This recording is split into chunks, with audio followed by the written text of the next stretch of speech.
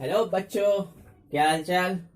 I hope सब बढ़िया होगा। और जिस तरह से सीरीज चल रही है बहुत मजा आ रहा होगा, इंटरेस्टिंग लग रही होगी। तो हमने जो से पहला चैप्टर कंप्लीट किया, दूसरे चैप्टर का ये 2 लेक्चर हो चुके हैं। आज हम बात कर रहे हैं दूसरे चैप्टर के तीसरे लेक्चर पर, जिसमें हम ये डिफरेंशियल कैलकुलस तक पढ़ चुके थे। तो आज हमारा अगला टॉपिक है इंटीग्रल कैलकुलस। तो अपनी अपनी बुक उठा लीजिए, जिसके पास भी बुक है, और शुरू करते हैं। और हाँ, अगर कहीं पे पीछे जितने भी लेक्चर्स में किसी में कोई डाउट है तो जरूर पूछिए। ओके, तो नेक्स्ट है हमारा लेक्चर, जो हमारा टॉपिक है 2.11 इंटीग्रल कैलकुलस।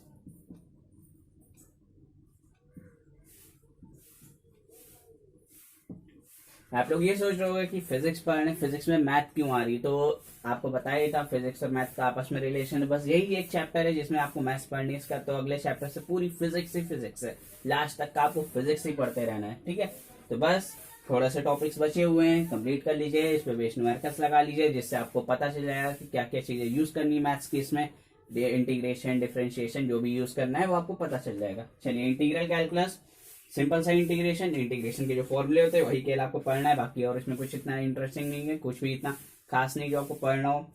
ठीक है, अब इसका जो बेसिक सा यूज है वो बता देते हैं। जैसे अगर हमें कोई कर्व दिया हुआ है, ठीक है, लाइक इस तरह से कोई कर्व दिया है, एक्स एक्सिस वाई एक्सिस, ठीक, और आपसे कहा है कि ये एक्स एक्सिस से कितना एरिया बाउंड करता है वो निकालना है। तो यहाँ पे ना कोई ट्राइंगल का फॉर्मूला लग सकता है, ना कोई रेक्टेंगल का, क्योंकि अगर हम यहाँ से देखें भी एक लाइन बनाते हैं तो इतना पार्ट तो रेक्टेंगल, इतना ट्राइंगल नहीं है। तो यहाँ से अगर हम टेंजेंट बनाते हैं तो इतना पार्ट अब ट्राइंगल का हो गया, इतना रेक्टेंगल का हो गया।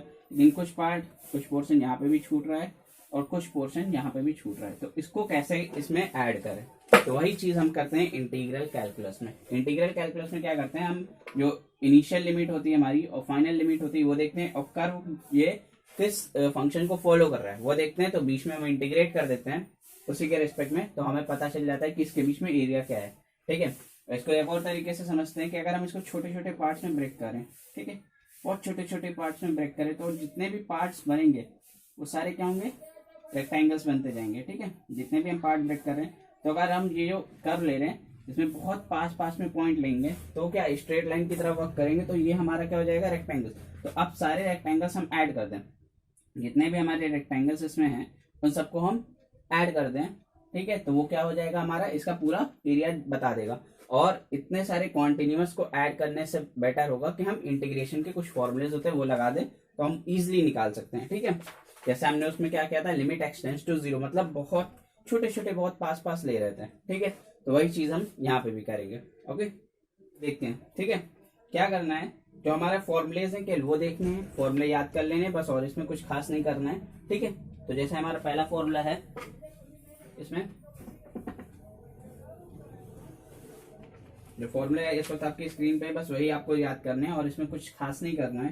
ठीक है, ओके, जैसे अगर x की पावर n दिया हुआ है, इसका इंटीग्रेशन करना है, तो x की पावर n+1 अपॉन n+1। ठीक है, नेक्स्ट जो ट्रिग्नोमेट्रिक फंक्शंस होते हैं उसका दिया है, sin x का हो जाएगा cos x प्लस c यहाँ पे क्या होता है, कोई इंटीग्रेट कांस्टेंट हो सकता है। ठीक है, क्योंकि जब हम इंटीग्रेशन कर रहे होते हैं तो कोई कांस्टेंट भी आ सकता है, उसमें कांस्टेंट का इंटीग्रेशन हमें पता नहीं होता है।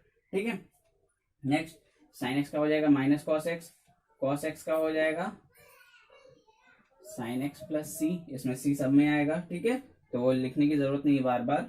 नेक्स्ट sec स्क्वायर x, जितने भी वहां पे डिफरेंशिएट किए सकते हैं, tan x का डिफरेंशिएशन क्या आया था, sec स्क्वायर x, तो sec स्क्वायर x का इंटीग्रेशन क्या हो जाएगा, tan x। जो डिफरेंशियल कैलकुलस है वो इंटीग्रल कैलकुलस, दोनों आपस में रिवर्सिबल है। ठीक है, जैसे कि हमने sin x का डिफरेंशिएशन किया था cos x आया था, cos x का डिफरेंशिएशन किया था माइनस sin x आया था, तो यहाँ से माइनस यहाँ पे चला गया। ठीक है, इसी तरह से tan x का डिफरेंशिएशन sec स्क्वायर x, तो sec स्क्वायर x का इंटीग्रेशन हमारा आ जाएगा tan x। ठीक है, फिर अगला क्या था, cot x का क्या आया था, माइनस cos स्क्वायर x, तो cos स्क्वायर x का डिफरेंशियल इंटीग्रेशन क्या आ जाएगा, minus cot x plus c।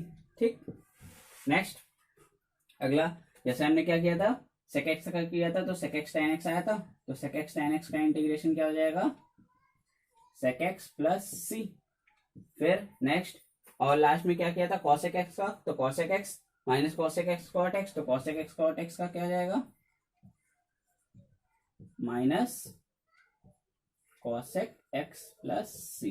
ठीक, तो ये सिंपल से इंटीग्रेशन के फॉर्मूले हैं। नेक्स्ट 1/x, जैसे हम वहां पे डिफरेंशिएशन कर रहे थे, log x का क्या आया था 1/x, तो यहाँ पे क्या आ जाएगा 1/log x का, तो 1/x का इंटीग्रेशन log x। ठीक है, फिर एक दो और फॉर्मूले दिए जो आप देख लीजिए।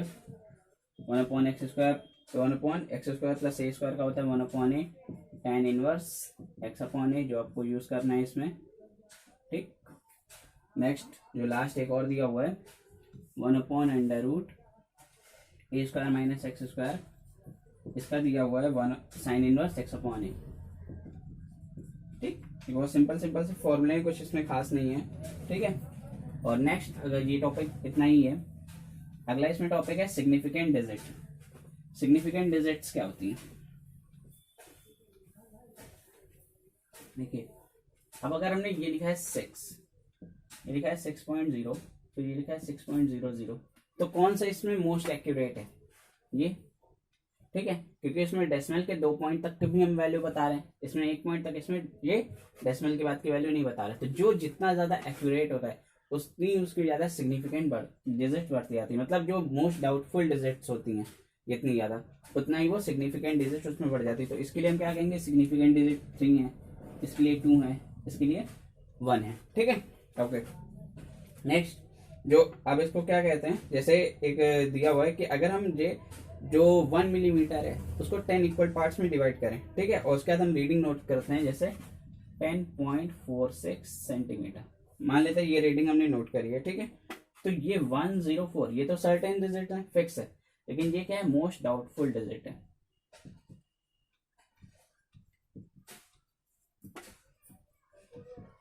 अब क्या हो सकता है कि ये कम भी हो सकती है, ज्यादा भी हो सकती है, क्योंकि इसकी एक्यूरेसी कम है। ये जो पीछे के डिजिट्स हैं इनकी एक्यूरेसी उतनी ही ज्यादा है। ठीक है, तो यही हमारा सिग्निफिकेंट डिजिट बताता है। All these digits are called significant digit. ठीक है, तो राइट मोस्ट जो होती है, जो मोस्ट डाउटफुल होती है, उसको लीस्ट सिग्निफिकेंट डिजिट बोलते हैं, और जो लेफ्ट मोस्ट होती है उसको मोस्ट सिग्निफिकेंट डिजिट बोलते हैं। ठीक है, चलिए, और इसमें इतना कुछ खास है नहीं। ठीक है, नेक्स्ट जो सिग्निफिकेंट डिजिट कैलकुलेशन में होती है, अब जैसे मान लीजिए 12.0 को 7.0 से डिवाइड करना है। ठीक है, तो दोनों में देखिए कितनी सिग्निफिकेंट डिजिट है, ऊपर वाले में 3 है, नीचे वाले में 2 है। तो हमारा जो आंसर होता है वो लीस्ट सिग्निफिकेंट जो डिजिट होती है उसमें रखते हैं, मतलब जो इसमें कम होती। तो आंसर भी हमें ऐसा रखना है कि 2 सिग्निफिकेंट डिजिट में है। अब इसको डिवाइड करके जो आंसर आता है हमारा वो होता है 1.7148254285, ऐसा सर की बुक में दिया हुआ है। ठीक, एंड सो आगे चलता जाता है। तो इसमें क्या हो रहा है, 1 2 3 4 5 6 7 8 इनफाइनाइट नंबर तक ये सिग्निफिकेंट डिजिट्स आ रही हैं। हमें क्या करना है, लीस्ट वाला देखना है, लीस्ट क्या है 2, तो हमें यहाँ पे आंसर क्या लिखना है 1.7। अब इसके बाद जो डिजिट होती है वो देखते हैं, अगर ये 5 से बड़ी है तो इसको राउंड ऑफ करके 8 कर देते हैं, अगर 5 से छोटी तो यहाँ पे 7 ही लिखते हैं। ठीक है, तो क्या आ जाएगा 1.7 इसका आंसर आ जाएगा। ठीक है, नेक्स्ट जो एग्जाम्पल्स दिए राउंड ऑफ करने के, मान लीजिए दिया हुआ है 15462। अब इसको कहा है आपको 2 सिग्निफिकेंट डिजिट्स तक का राउंड ऑफ करना है, मतलब 2, ये 2 वैल्यूज तक का राउंड ऑफ करना है। ठीक है, तो ये पीछे का जो हमें वो राउंड ऑफ करना पड़ेगा। अब ये 462, इसको राउंड ऑफ करना पड़ेगा, इसको राउंड ऑफ करना, ये क्या है 500 से छोटा है, तो ये सब क्या हो जाएगा 0, तो ये क्या हो जाएगा 500। ठीक, और अगर यही 500 से बड़ा होता है तो ये क्या हो जाता है 1600। ठीक है, मतलब ये डिजिट हम देखते हैं ये 5 से बड़ी है या छोटी है। अगर ये 5 से छोटी होगी तो हम पीछे की सारी डिजिट 0 कर देंगे, अगर ये 5 से बड़ी होगी तो आगे वाले में 1 प्लस करके 0 कर देंगे। ठीक है, अगर यहीं पे यहाँ पे दिया होता 15,562, तो ये क्या हो जाता है 16,000। ओके, राउंड ऑफ करने के बाद जो हमने क्या कहा है कि 2 सिग्निफिकेंट डिजिट तक, अगर हमको कहा जाए कि 3 सिग्निफिकेंट डिजिट तक इसको राउंड ऑफ करो, तब हम ये 3 देखेंगे। इसके बाद अब देखेंगे ये 6, ये बड़ा है, तो इसमें क्या करेंगे 1 प्लस कर देंगे, तो 15500।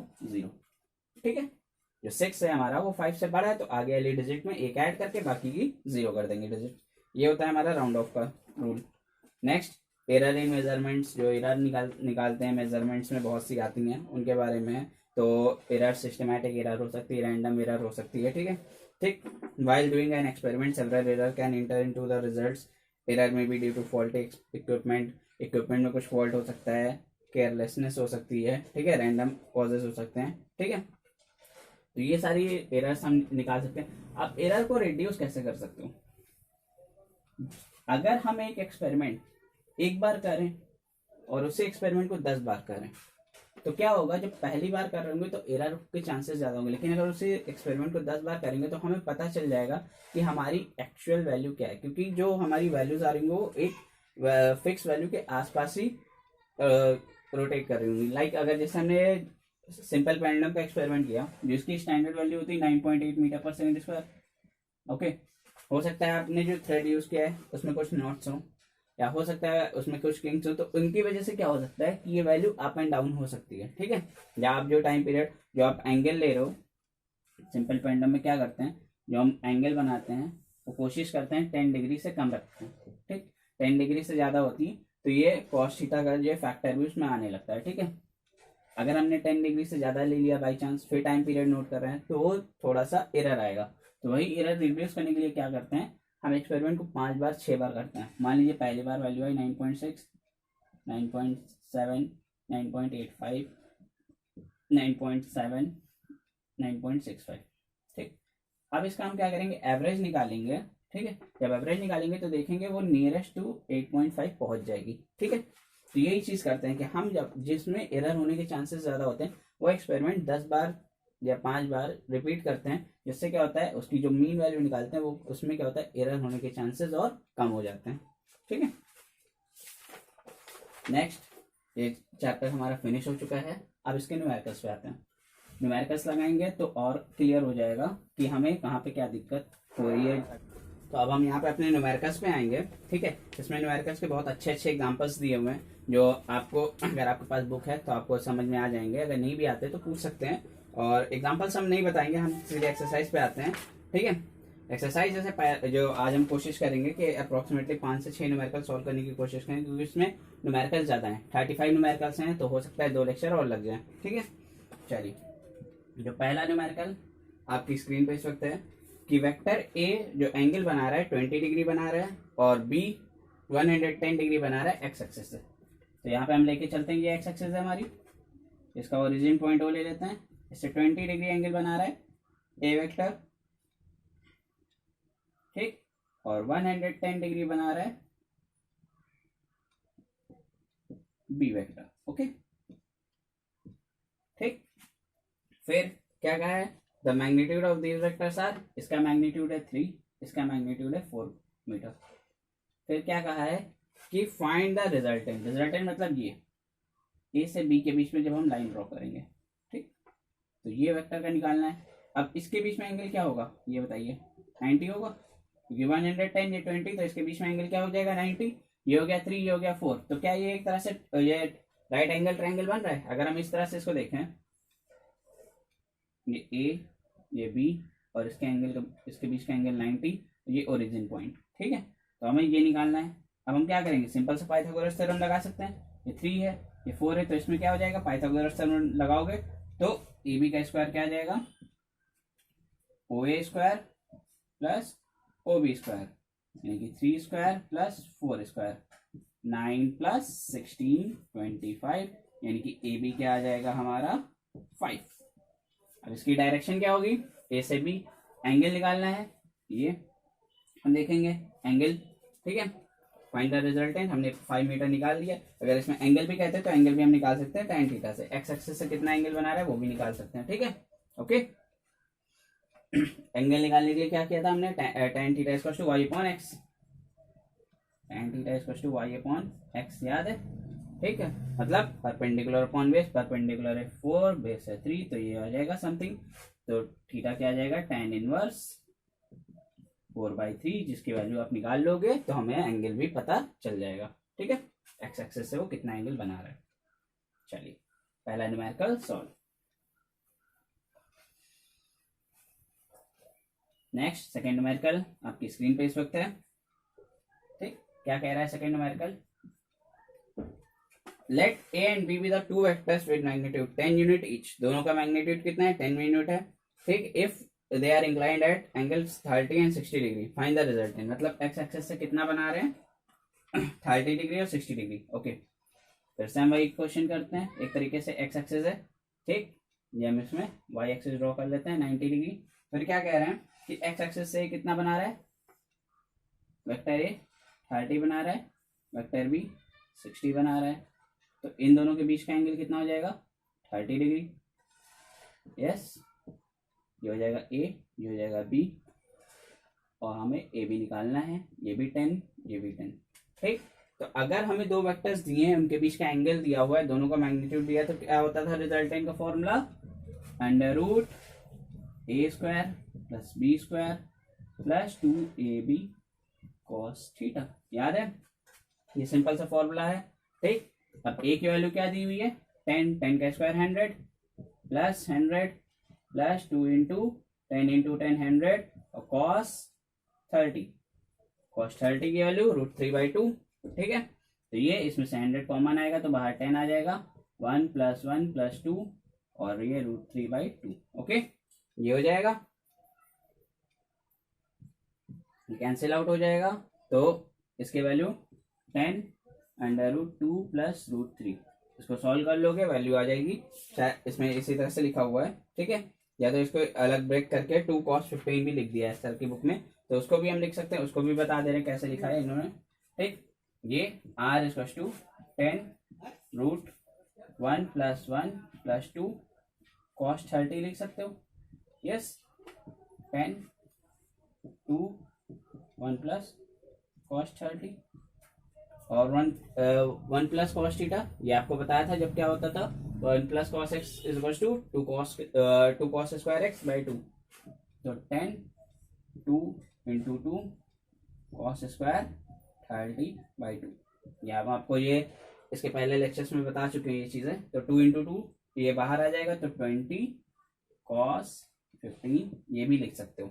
ये भी सही है आंसर और ये भी सही है। ठीक है, आप जो अपनी कन्वीनियंस के अकॉर्डिंग लिख सकते हो। ठीक है, नेक्स्ट क्वेश्चन नंबर 3 आपकी स्क्रीन पे है। क्या कह रहा है, at the vectors a b and c each having magnitude 100 unit inclined to the x-axis at an angle 45, 35 and 315 respectively। ठीक है, ओके, हमारे क्या दिया है, ए वेक्टर जो 45 डिग्री पे है, ये हो गया 45 डिग्री ए वेक्टर। ठीक, ओके, फिर दूसरा 135 पे है, तो कुछ डायरेक्शन होगा बी वेक्टर, और मैग्नीट्यूड इसका भी 100 है, इसका भी 100 है, और ये तीसरा जो वेक्टर है ये सी वेक्टर इस डायरेक्शन में है, ये एंगल हो गया 45, ये एंगल हो गया 135। ठीक, और ये पूरा एंगल इतना हो गया 315 डिग्री। ठीक, ओके, और इसका भी है 100। ओके, नेक्स्ट ए इसकी डायरेक्शन दी, इन दोनों का मैग्नीट्यूड सेम है, डायरेक्शन अपोजिट है, तो क्या ये दोनों वेक्टर एक दूसरे को कैंसिल करेंगे?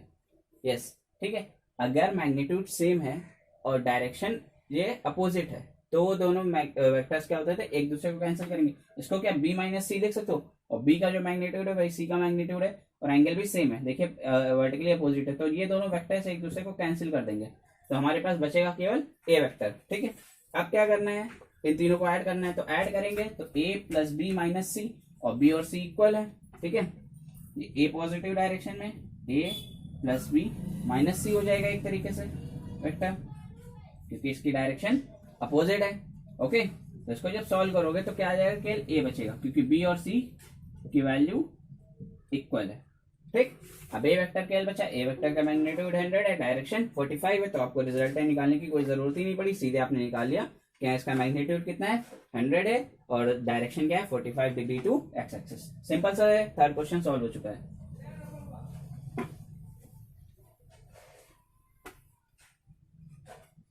चलिए फोर्थ क्वेश्चन पे आते हैं, आपकी स्क्रीन पे है। Let a = 4i + 3j, b = 3i + 4j, find the magnitudes of a b, a + b and a - b। बहुत सिंपल सा क्वेश्चन। ठीक, क्या कह रहे हैं, a दिया हुआ है 4i + 3j,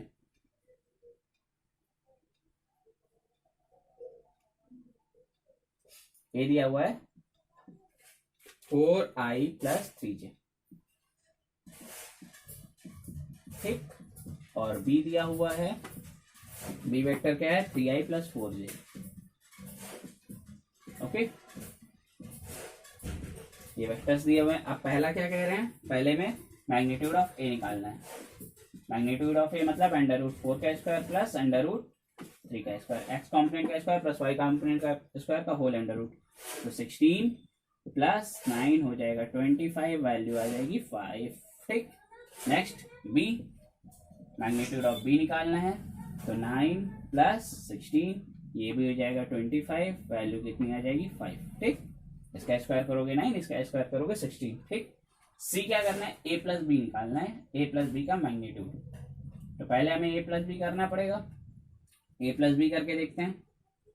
ठीक, अगर ये निकालना है तो ए प्लस बी करेंगे, आई वाला कॉम्पोनेंट आई से, जे वाला कॉम्पोनेंट जे से, तो 4 + 3 7, 7i + 7j, ये हो जाएगा। अब इसका मैग्नीट्यूड निकालना है। ठीक, तो अंडर रूट 49 + 49, 7 का स्क्वायर 49। ठीक है, तो ये इसको क्या लिख सकते हो, 7 स्क्वायर + 7 स्क्वायर, 7 बाहर आ जाएगा तो 1 + 1। ठीक, ओके।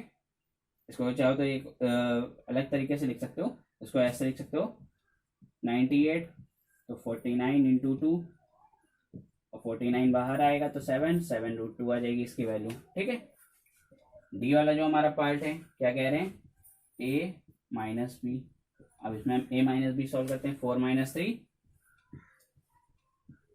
आई बचेगा, और 3 - 4 -j बचेगा। अब इसका मैग्नीट्यूड निकालना है ए माइनस बी का, तो क्या हो जाएगा, under root 1 square plus under root -1 का स्क्वायर, वो भी 1 हो जाएगा, तो अब क्या आ जाएगा √2। ठीक है, तो देखिए ए की वैल्यू आ गई 5, बी की आ गई 5, ए प्लस बी की 7 √2 और ए माइनस बी की √2। ओके, तो क्वेश्चन नंबर 4 हमारा सॉल्व। ठीक, नेक्स्ट है क्वेश्चन नंबर 5।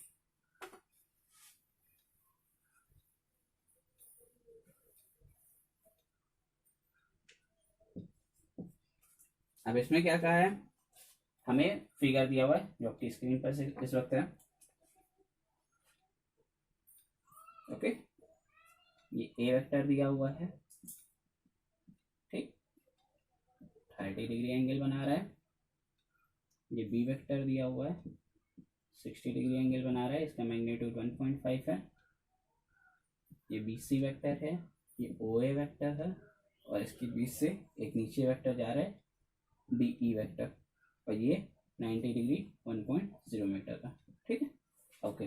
फिर क्या कह रहे हैं, मैग्नीट्यूड निकालना है, एक्स और वाई कॉम्पोनेंट निकालने हैं, एंगल निकालना है एक्स एक्सिस से, और रिजल्टेंट निकालना है। ठीक है, angle with the X axis of the resultant O A B C and D. ठीक है, चलिए अब इसको देखते हैं कैसे करेंगे। अगर हम जो रिजल्टेंट निकालना है, फिर हम क्या करें, इसके लिए एक्स कॉम्पोनेंट सारे निकाल लें, वाई कॉम्पोनेंट सारे निकाल लें, फिर अंडर रूट एक्स कॉम्पोनेंट का स्क्वायर प्लस वाई कॉम्पोनेंट का स्क्वायर करते क्या हम रिजल्टेंट निकाल सकते हैं। यस, ठीक है। तो अब पहले हम क्या करते हैं, ओ ए का एक्स कॉम्पोनेंट देखते हैं। एक्स कॉम्पोनेंट ऑफ ओ ए का एक्स कॉम्पोनेंट निकालना है, परपेंडिकुलर जैसे ड्रॉ करते थे, याद है, एक्स कॉम्पोनेंट निकालना है। ठीक है, क्या करना है, हमें ये वैल्यू पता है, एंगल पता है, बेस निकालना है। कॉस थीटा क्या होता है, बेस अपॉन हाइपोटेन्यूज, तो कॉस 30 डिग्री इसका टू बेस कितना दिया हुआ है, बेस हमें निकालना है, यानी कि एक्स कॉम्पोनेंट जो हमें निकालना है अपॉन हाइपोटेन्यूज 2। ठीक है, तो एक्स कॉम्पोनेंट इसका क्या आ जाएगा, 2 cos 30, cos 30 की वैल्यू √3/2, 2 √3/2 कैंसिल हो जाएगा, √3 आ जाएगी, यानी कि इसका एक्स कॉम्पोनेंट आ गया √3। ठीक, फिर अब सेकेंड वाले का बीसी का एक्स कॉम्पोनेंट देखते हैं, ये हो जाएगा फिर से। अब इसमें एंगल है 60। ठीक, इसमें क्या है, डायरेक्शन अपोजिट है। ठीक है, ये पॉजिटिव डायरेक्शन में था और ये नेगेटिव डायरेक्शन। ठीक है, इधर जो एक्स के इस एक्सिस की डायरेक्शन होती है वो पॉजिटिव होती, इधर नेगेटिव होती। इसको एक और तरीके से सॉल्व कर सकते हैं, अगर इसको हम पॉजिटिव डायरेक्शन में लेना चाहें तो यहाँ पे एंगल क्या ले लेंगे, 120 ले लेंगे। ठीक है, अगर हम इसको पॉजिटिव डायरेक्शन से मेजर करना चाहते हैं तो एंगल क्या ले लेंगे, 120। ठीक है, तो x component of BC, x component of BC vector क्या हो जाएगा, कॉस 120। ठीक, फिर से वही सिंपल सा उसी तरह से ट्रायंगल ऑफ ये जो कॉस थीटा वाला लगाएंगे। ठीक है, ट्रिग्नोमेट्री, कॉस 120 इक्वल्स टू ये 1 पॉइंट, ये वाई को एक्स कॉम्पोनेंट अपॉन 1.5। ठीक है, और cos 120 की वैल्यू निकाल के इसके बाद इसमें वैल्यू पुट करेंगे, ठीक है। तो x कॉम्पोनेंट क्या आ जाएगा 1.5 cos 120, ठीक है। इसकी वैल्यू आएगी हमारी, बता दे रहा हूँ,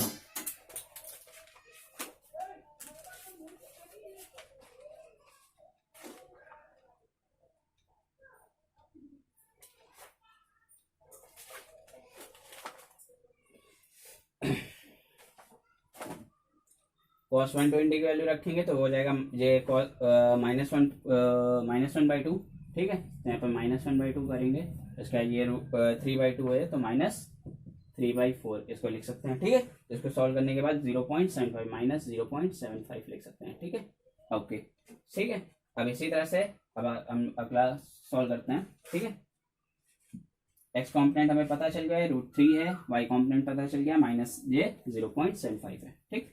अब आते हैं इसका x कॉम्पोनेंट, क्या इसका कोई x कॉम्पोनेंट होगा? नहीं, इसका x कॉम्पोनेंट नहीं होगा क्योंकि ये y डायरेक्शन में केवल है, तो इसका x कॉम्पोनेंट 0 हो जाएगा, ठीक है। तो अब हमें x कॉम्पोनेंट इसका पता है, रिजल्टेंट x कॉम्पोनेंट का निकाल सकते हैं, ठीक है। तो x resultant of x component add कर दोगे, इसका क्या आया था √3 और इसका -0.75, ठीक।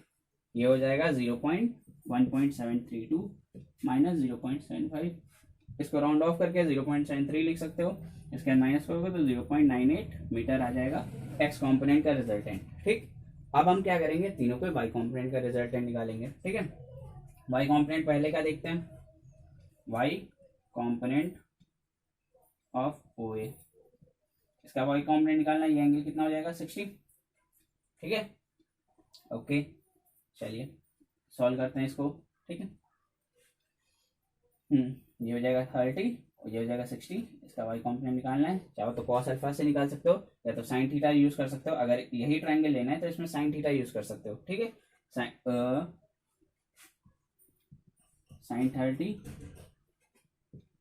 P/H, क्योंकि ये परपेंडिकुलर कॉम्पोनेंट है, हमें एक तरीके से निकालना है, ये जितनी वैल्यू उतनी वैल्यू इसकी होगी, ठीक है। तो ये हमारा y कॉम्पोनेंट क्या हो जाएगा, साइन जो 2 इंटू sin 30 की वैल्यू 1/2, तो ये क्या आ जाएगा 1, ठीक है। ये हमारा 1 आ गया।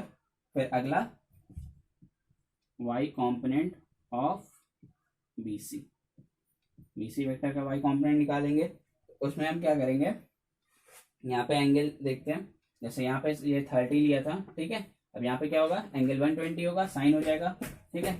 Sign 120 equal to y component upon BC, ये है कि 1.5, ठीक है। तो y कॉम्पोनेंट इसका क्या आ जाएगा BC का 1.5 साइन 120, और साइन 120 की वैल्यू यहाँ पे रखेंगे 1.5 इंटू √3/2, ठीक है।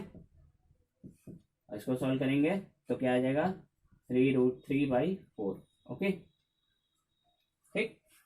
नेक्स्ट अगला y कॉम्पोनेंट ऑफ जो D वेक्टर है, ये तो हमें पता ही है कितना है 1, ठीक है, लेकिन डायरेक्शन क्या है निगेटिव है, तो यहाँ पे क्या लेंगे -1, y component of D vector क्या आ जाएगा -1, ठीक है। माइनस क्यों लिया, क्योंकि ये y एक्सिस की निगेटिव डायरेक्शन में, ठीक है। तो ये 1, ये -1 है, ये √3। अब इसका रिजल्टेंट करोगे, ऐड करोगे, जैसे रिजल्टेंट x कॉम्पोनेंट का निकाला है वैसे ही रिजल्टेंट जब y कॉम्पोनेंट का निकालोगे तो 1 + 3√3/4 -1, तो ये सॉल्व करके आएगा 3√3/4, जिसकी वैल्यू अगर हम सॉल्व करते हैं तो कितना आती है अप्रोक्सीमेटली 1.3, ठीक। इसको सॉल्व कर सकते हो आप लोग घर पे आराम से, ये इसकी वैल्यू रखोगे 1.732, इससे मल्टीप्लाई करोगे 3 इंटू 1.732 डिवाइड करोगे 4 से, तो क्या आ जाएगा 1.3, ठीक है। अब हमें ओवरऑल रिजल्टेंट जब निकालना है तो पहली वैल्यू क्या आई थी एक्स कॉम्पोनेंट की 0.98 और वाई कॉम्पोनेंट की 1.3, तो रिजल्टेंट ओवरऑल √x कॉम्पोनेंट का स्क्वायर प्लस y कॉम्पोनेंट का स्क्वायर, x कॉम्पोनेंट क्या आया था 0.98, y कॉम्पोनेंट क्या है 1.3, ठीक। इसको सॉल्व करोगे फाइनल जो रिजल्टेंट आता है 1.6, ओके, 1.6 मीटर आ जाएगा, सॉल्व कर सकते हो, ठीक। और इसका जो अगला क्वेश्चन है वो हमने पहले ही सॉल्व कर लिया है। इसका अगला पार्ट क्या कह रहा था एक्स और वाई कॉम्पोनेंट, तो हम निकाल चुके हैं 0.98 और 1.3। ठीक, फिर क्या कह रहे हैं, angle with the X axis of resultant ओए। तो रिजल्टेंट ओए का जो एंगल निकालना है एक्स एक्सिस से, जो रिजल्टेंट हमारा फाइनल आएगा उसका हमें जो है क्या निकालना है, जो ओ ए बी सी और डी, इन तीनों को जब हम वेक्टर लॉ से ऐड करेंगे उसके बाद जो रिजल्टेंट निकालना है। तो रिजल्टेंट के लिए क्या करते हो, tan theta equal to Y component upon X component. Y component यहाँ पे क्या है 1.3, एक्स कॉम्पोनेंट है 0.98। इसको सॉल्व करने पे कितना आ रहा है, अप्रोक्सीमेटली 1.4 समथिंग आना चाहिए, क्योंकि ये 0.98 है। जब इसको डिवाइड करोगे तो थोड़ा सा ये इंक्रीज हो जाएगा। ठीक है, तो ये 1.326 आएगा। तो उसके बाद जब हम थीटा निकालेंगे तो tan इनवर्स 1.326, इसकी वैल्यू आ जाएगी 53 डिग्री समथिंग। ठीक, तो ये हमारे 5 न्यूमेरिकल्स हो गए। अब इसके बाद जो न्यूमेरिकल नंबर 6 से लेके 35 तक है, तो कोशिश करेंगे अगले 2 लेक्चर में हम फिनिश कर देंगे इसको, ये चैप्टर भी फिनिश हो जाएगा। और इसमें बहुत सिंपल सी चीजें, कुछ इतना टफ नहीं है, आपको देख के लग भी रहा होगा। बस सिंपल सिंपल सी वैल्यूज है, न्यूमेरिकल्स वैल्यू रखनी है, सॉल्व करना है, और उसके बाद हमारे रिजल्टेंट आ जाता है। ठीक है, तो होप सो आज का लेक्चर पसंद आया होगा। शॉर्ट में था, ज़्यादा कुछ था नहीं। सिंपल पहले हमने इंटीग्रेशन के फॉर्मूले बताए, फिर उसका सिग्निफिकेंट डिजिट बताया, एरर क्या होती है वो बता दिया, एरर का कोई इतना रोल नहीं है। ठीक है, फिर उसके बाद 5 न्यूमेरिकल्स लगा लिए। तो होप सो पसंद आया होगा। पसंद आया हो तो प्लीज़ लाइक करें, शेयर करें, सब्सक्राइब करें, और जो भी अपने फ्रेंड्स हैं उन तक ये चैनल पहुँचाएं। Thank you so much.